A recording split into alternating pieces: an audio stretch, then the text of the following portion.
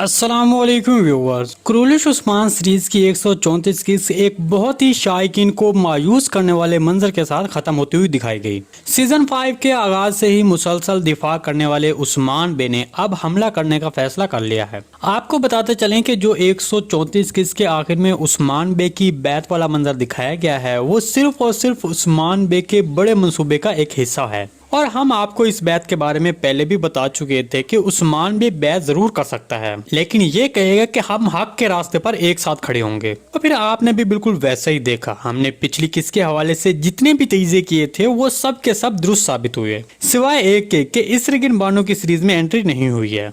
मैंने आपको बताया था कि बुरान बच जाएगा, शदीद जख्मी जरूर हो जाएगा लेकिन बच जाएगा, तो फिर आपने भी बिल्कुल वैसा ही देखा। चलिए अब बंदर बे के बारे में बात करते हैं और इसके साथ आगे क्या होगा, क्या वाकई ही इसका सर कलम कर दिया जाएगा। देखिए, पूरे खजाने की चोरी के साथ जितने लोग शहीद हुए हैं उन सब का मुजरिम बंदर बे को समझा जाएगा। देखिए, ये इतना आसान तो नहीं होगा, लेकिन उस्ताद गेरा और वासिलस तमाम तर सबूत बंदर बे के खिलाफ कर देंगे और ये सबूत बहुत ही मजबूत होंगे, जिसकी वजह से उस्मान बे बंदर बे को सजाए मौत सुनाएगा। तो अब सवाल ये पैदा होता है कि क्या वाकई ही बंदर बे को सजा दी जाएगी।